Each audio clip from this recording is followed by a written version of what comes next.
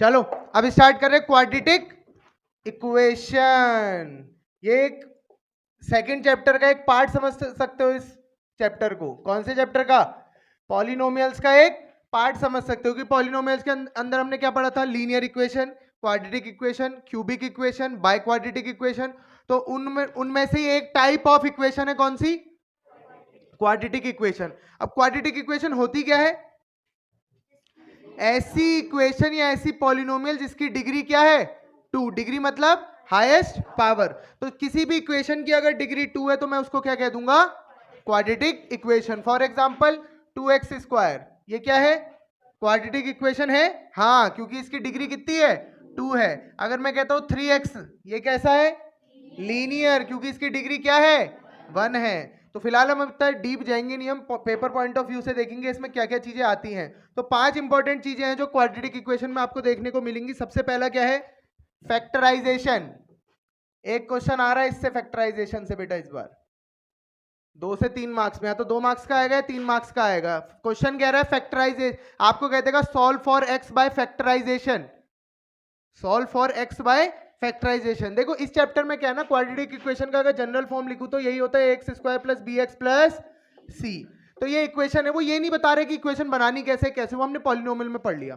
कैसे बनाते थे quadratic polynomial? x² minus s x plus p, where s is the sum of the zeros and p is product of zeros.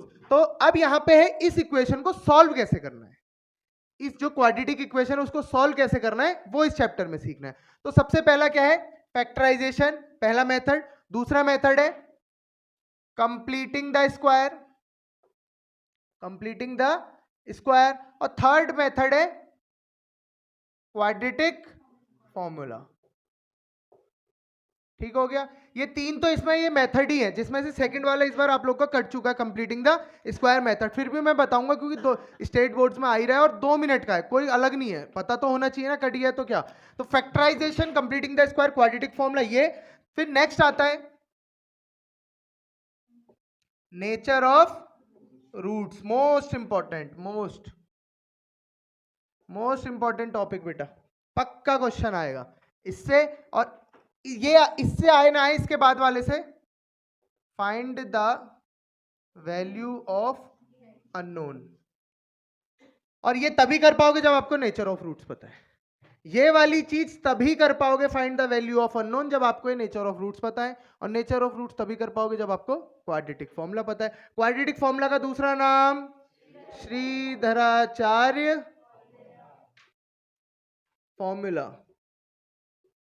ठीक है, इसका दूसरा नाम क्या है? श्रीधराचार्य फॉर्मूला। तो इस चैप्टर में हमने बेसिकली इंपॉर्टेंट 5 चीजें पढ़नी है। Factorization, sorry 4, factorization, quadratic formula, nature of roots, find the value of unknown. ठीक हो गया? जिसमें से ये और ये आप लोग को ये वाला चीज पहले से आती है, फैक्टराइजेशन। इसको जल्दी से नोट करो, फिर आगे बढ़े।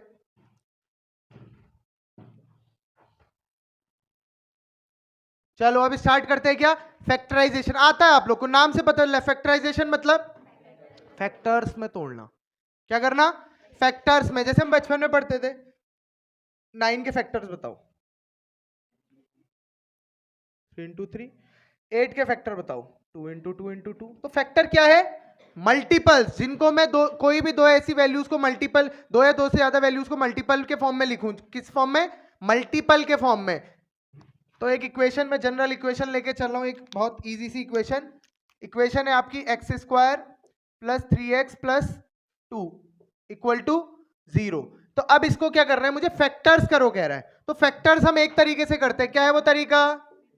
Middle term split. समझ में आया? Middle term split. पता है हम लोग को क्या करते हैं? बीच वाले टर्म को इस तरीके से तोड़ना है। किस तरीके से?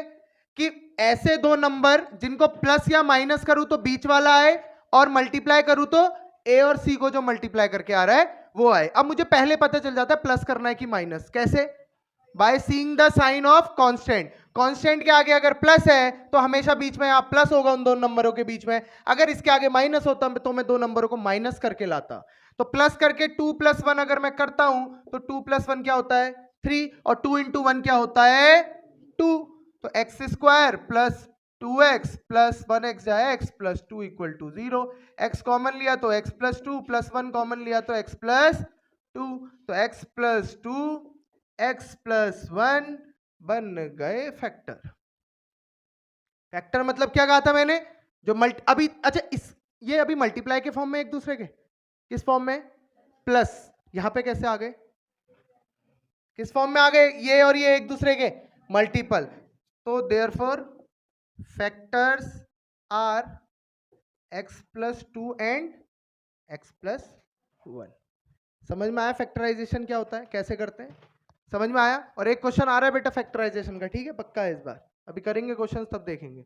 आ गया समझ में, आगे बढ़ूं। अब इसी इक्वेशन को मैं सेकेंडली किससे करता हूं, क्वाड्रेटिक फॉर्म। अच्छा क्या आए थे इसके factors, x plus 1 x plus 2। अब याद रखना ऐसा नहीं है कि मैं तीन मेथड है, तीनों मेथड से कर रहा हूं तो अलग अलग आएगा, तीनों में से कैसा आएगा, सेम आएगा। तो अब देखो, अब किससे करता हूं, completing the square. Completing the square की देखो तीन कंडीशन, स्टेट बोर्ड वाले सुनेंगे ध्यान से, तीन स्टेप याद करो, आसानी से हो जाना है, सिर्फ 3 स्टेप। पहला स्टेप कहता है एक्स स्क्वायर के आगे 1 होना चाहिए, नहीं है तो बनाओ। मान लो बाय चांस 3 होता है, यहाँ पे पूरी इक्वेशन को 3 से डिवाइड कर देता, डिवाइड करूंगा तो आगे पीछे कुछ भी बने, एक्स स्क्वायर के आगे क्या चाहिए मुझे, 1, तो यहां तो पहले से बने, तो स्टेप नंबर 1 यहां पे हो गया डिसॉल्व। अब स्टेप 2 क्या कहता है, कांस्टेंट वाला जो पार्ट है उसको आरएचएस में भेज दो। बहुत इजी ट्रिक बता रहा हूं, ध्यान से समझना, कांस्टेंट वाले पार्ट को क्या कर दो, आरएचएस में भेज दो,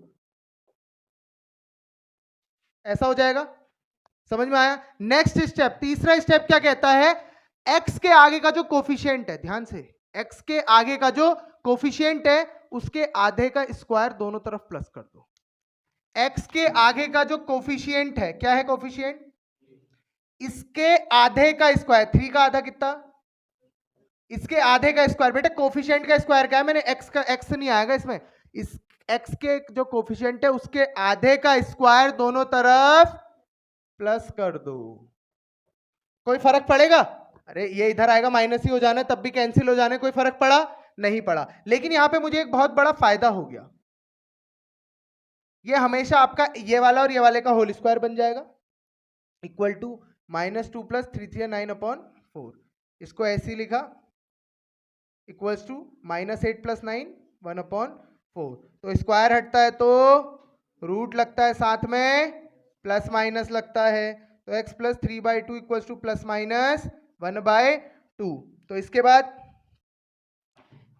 x इक्वल टू, एक बार प्लस का 1/2 लिया, ये 3/2 इधर प्लस का था उधर जाएगा माइनस का, और दूसरा केस क्या, उधर तो 1/2, इस बार किसका होगा, -1/2, प्लस लिया था पिछले बार, एक बार प्लस लूंगा एक बार माइनस, और 3/2 कैसा गया है, माइनस का, तो x की वैल्यू क्या आ गई, -2/-2, और यहाँ पे कितनी आ गई, -4/2। तो x की एक वैल्यू क्या आई, -1, दूसरी वैल्यू क्या इसके बराबर आ रही है, आ रही है नहीं, यहां से भी x की वैल्यू एक -1 आती है, एक -2 आती, तो अलग आया क्या कुछ, कभी नहीं आएगा बेटा अलग, सेम आएगा, क्योंकि इक्वेशन तो एक ही, मेथड अलग अलग है। समझ में आया, कोई डाउट, पक्का ना, स्टेट बोर्ड आ गया ना, कोई दिक्कत तो नहीं है, चलो, हाँ सीबीएसई में कट रखा है।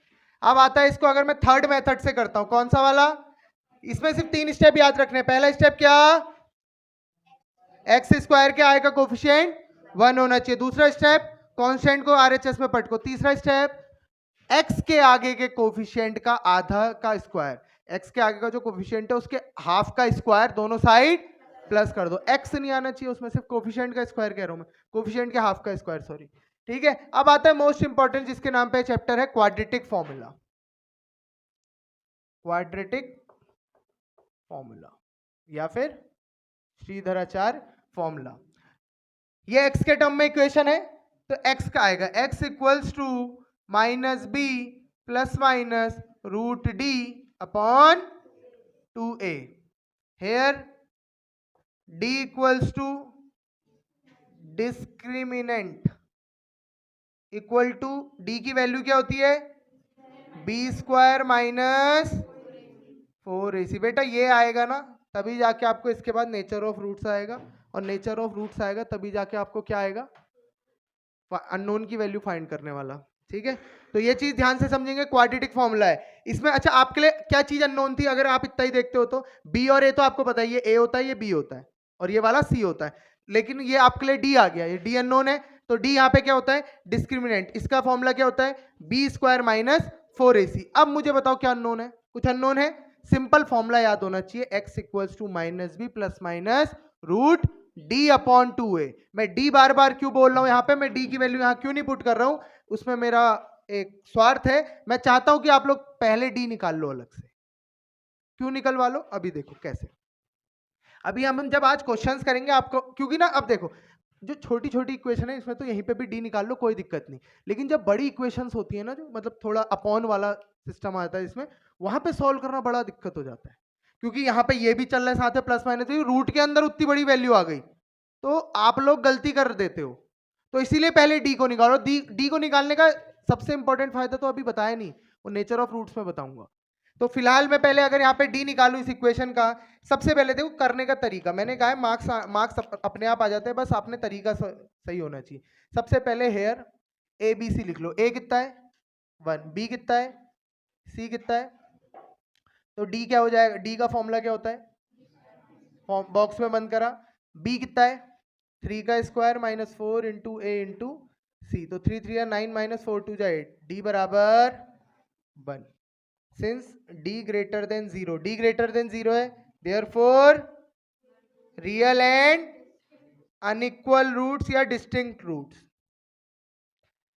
ठीक है, अब ये क्या है? यही नेचर ऑफ रूट्स है। नेचर ऑफ रूट्स आपको अगर मैं समझाऊं यहीं पे, पहले नेचर ऑफ रूट ही समझा देता हूं। नेचर ऑफ रूट मतलब जो रूट्स आएंगे उनका क्या नेचर रहेगा। तो नेचर ऑफ रूट्स क्या है? रूट्स जो आ रहे हैं उनका क्या नेचर है। जैसे यहाँ पे रूट क्या आए थे? एक आया था -1, एक आया था -2। इनके नेचर क्या है? देखो ऑप्शन क्या है, क्या क्या हो सकता है? रियल हो सकता है या इमेजिनरी हो सकता है, एक पॉसिबिलिटी है। दूसरी क्या है? इक्वल हो सकते हैं, अनइक्वल हो सकते हैं। और कुछ है?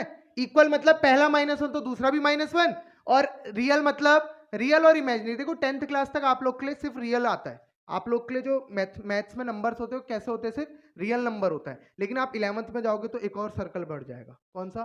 Complex number. कॉम्प्लेक्स नंबर कौन से? Complex number. कॉम्प्लेक्स नंबर क्या होता है? रियल और इमेजिनरी का कंबाइंड फॉर्म। अब इमेजिनरी नंबर क्या होता है? रूट के अंदर जब भी नेगेटिव वैल्यू आ जाए। अच्छा, आप कभी भी रूट के अंदर नेगेटिव वैल्यू नहीं देखोगे अभी तक, 10th क्लास तक रूट के अंदर नेगेटिव वैल्यू कहीं नहीं देखोगे, लेकिन 11th क्लास से आप रूट के अंदर नेगेटिव वैल्यू ही देखोगे, कॉम्प्लेक्स नंबर खासतौर से जब पढ़ रहे होगे। तो वो बनाया है उसके लिए, वो बाद में बात करेंगे उसकी। फिलहाल नेचर ऑफ रूट्स में 3 आते हैं। देखो, डी या तो ग्रेटर देन 0 हो सकता है, डी या तो लेस देन 0 हो सकता है, या डी इक्वल टू 0 हो सकता है। इसके अलावा कोई और पॉसिबिलिटी है तो मुझे बता दो बेटा। ये जो डी आया है ये या तो 0 से बड़ा होगा, या 0 होगा, या 0 से छोटा होगा। इसके अलावा कोई पॉसिबिलिटी हो सकती है? तो ये 3 पॉसिबिलिटी पे मैं बात करने वाला हूं। जब डी लेस ग्रेटर देन 0 है, डी मतलब क्या है बेटा? ये डिस्क्रिमिनेंट। ठीक है, तो ये क्या है? अगर ये ग्रेटर देन 0 होता है, इसका मतलब जैसे यहां पे ग्रेटर देन 0 है, तो अब मुझे पता चल जाएगा, पता है कि यहां पे कैसे रूट्स आने वाले हैं। रियल रूट आएंगे पहली बार। रियल मतलब रूट के अंदर नेगेटिव नहीं आएगा, और साथ में अनइक्वल रूट्स मतलब एक जैसे नहीं आएंगे, दोनों कैसे होंगे? लिखित है कि अगर डी ग्रेटर देन 0 तो ये होने वाली है कंडीशन। समझ में आया? दूसरा, अगर d लेस देन 0 है, d अगर लेस देन 0 मतलब 0 से कम मतलब नेगेटिव, रूट के अंदर नेगेटिव मतलब नो रियल रूट्स। अरे रियल होंगे फिर वो, और रियल नहीं है तो मेरे को बात ही नहीं करनी अभी, क्योंकि मैंने क्या कहा, आपके कोर्स में है ही नहीं वो। 10th क्लास में तो आप पढ़ते ही नहीं हो ना इमेजिनरी नंबर। आया समझ में ये? तीसरा, अगर d इक्वल टू 0 है अब मुझे बताओ बेटा, दिमाग लगाने वाली बात है, ये d अगर यहाँ पे 0 हो गया तो x की वैल्यू सिर्फ क्या बचेगी? -b अपॉन दूसरी भी क्या होगी फिर? रियल है? हाँ है। इक्वल है? हाँ है। तो यहां पे कंडीशन क्या आ जाती है? Real and equal. अनइक्वल कौन बना रहा था? डी बना रहा था ना, प्लस माइनस करके। लेकिन जब डी ही 0 हो गया, ये वाला चीज 0 हो गया, तो -b/2 बचा नहीं बचा, तो -b/2। आप क्वाड्रेटिक है तो एक ही रूट तो आएगा नहीं ना, कितने रूट आएंगे? 2 रूट आएंगे, तो दोनों लूंगा। एक बार -b, अच्छा -b प्लस माइनस 0/2 आएगा, तो एक बार -b प्लस 0/2, दूसरी बार -b माइनस 0/2। अब 0 प्लस करूं या माइनस करूं, कोई फर्क पड़ेगा? तो पहली बार इससे भी answer minus b upon two आना है, इससे भी answer minus b upon two आना है।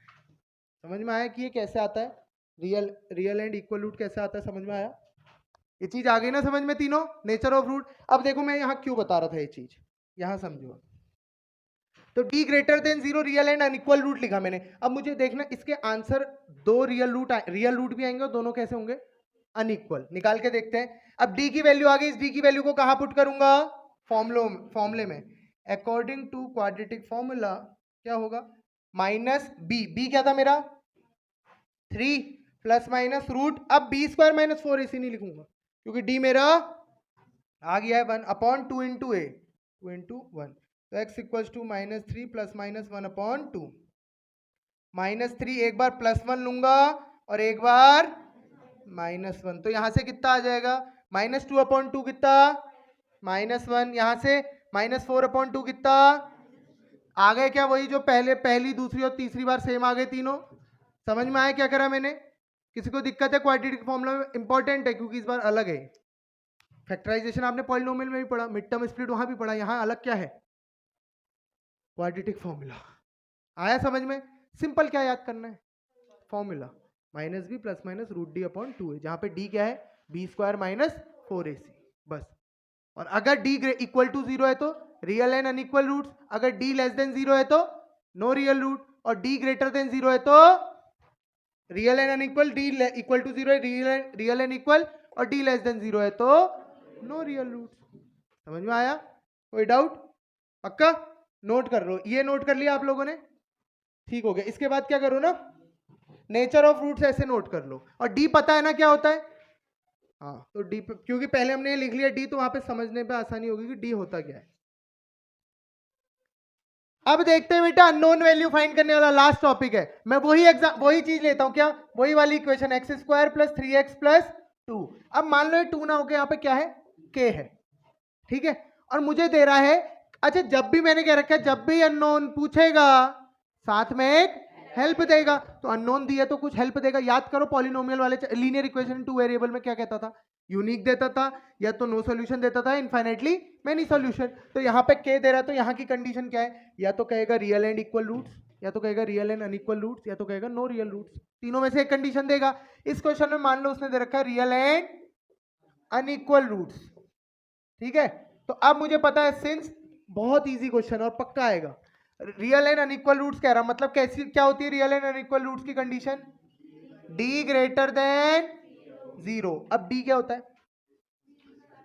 करने का तरीका देख लो, B square minus 4ac equal to 0। अब बी क्या है मेरा, मैं लिखना भूल गया यहाँ पे, पहले मैं abc मेंशन करूंगा, a कितना 1, b कितना 3c कितना, तो b क्या, अच्छा B square greater than 4ac, मैं पहले उधर ले जा ले रहा हूँ, सब चीजें एक साइड सॉल्व करूंगा तो दिक्कत है। दिक्कत क्यों है, क्या पता कुछ कट रहा हो LHS RHS में। अभी एक क्वेश्चन कराऊंगा उसमें समझोगे तुम ये क्यों कर रहा हूँ। बी क्या है, 3 का स्क्वायर ग्रेटर देन 4 इंटू ए इंटू सी, तो 3 3 9 ग्रेटर देन 4k, तो k कितना आ गया बेटा, k की तरफ मुंह बंद है, तो मैं चाहे k किधर भी साइड लिखूं उसकी साइड मुंह बंद ही रहेगा। k की साइड मुंह बंद था ना, मुंह किसकी साइड खुला है, 9 की साइड, तो अभी भी वही है। तो k लेस देन क्या हो जाएगा 2.25, 2.25 से छोटा ही था क्या k, 2 तो था, तो देयरफॉर k की वैल्यू क्या हो जाएगी, लेस देन 2.25। समझ में आया? अब अगर वो कह देता रियल रूट्स, खाली क्या कहता, खाली रियल रूट्स कहां कहां होते हैं, d ग्रेटर देन 0 में, और तो उस समय दोनों कंडीशन एक साथ लेके ऐसे चलते, और पक्का रियल रूट ही देता है वो, क्योंकि इसमें दो चीजें आ जा रही ना एक साथ कंबाइंड। रियल रूट कह रहा है क्योंकि रियल, अभी देखा था मैंने 3 कंडीशन लिखी थी, उसमें पहले वाले में रियल एंड अनइक्वल था, तीसरे वाले में रियल एंड इक्वल, तो रियल तो दोनों में आ रहा। तो अगर खाली रियल, उसने कंडीशन में खाली रियल रूट दिया होता तो मैं क्या करता, d greater than equal to 0, मतलब देखो रियल उसमें भी होता है, किसमें, डी ग्रेटर देन 0 में और डी इक्वल टू 0 में भी, तो दोनों कंडीशन को एक साथ लिख के चलता। समझ में आया? कोई डाउट? पक्का? तो इस तरीके से इसके क्वेश्चन बहुत, और ऐसा क्वेश्चन नहीं आएगा, क्वेश्चन इतना भयंकर आएगा कि आपको ना बहुत ऐसे a square plus B x square plus 9 times a plus B x plus 3ab² equals to 0। इस तरीके का क्वेश्चन आएगा और बहुत इजी है अगर कॉन्सेप्ट आता है तो। कॉन्सेप्ट आते हैं अगर, जो अभी आज समझा दिया अभी तक जो, तो उनमें फिर तो कुछ बचता ही नहीं क्वेश्चन में। अगर कह रहा है इसमें क्या करो, क्वाड्रेटिक फॉर्मूला, अननोन तो निकालने को कहेगा नहीं इसमें, क्वाड्रेटिक फॉर्मूला से x की वैल्यू निकालो कहेगा, तो सिंपल वो वाला लगाओ ना, x equals to -b plus minus root d upon. अब देखो इस ऐसे क्वेश्चन में d अलग से निकालो कह रहा था मैं, क्यों? अब d यहीं पे निकालने लग जाओगे, घिचर पिचर हो जाएगी, कल कैलकुलेशन में गलती करोगे, तो d सेपरेटली निकाल लो, फिर उसके बाद पुट कर लो। समझ में आया? तो आ गया ना कॉन्सेप्चुअल पूरा समझ में, कैसे क्वेश्चन आते हैं कैसे क्या आता है बता दिया, ठीक है।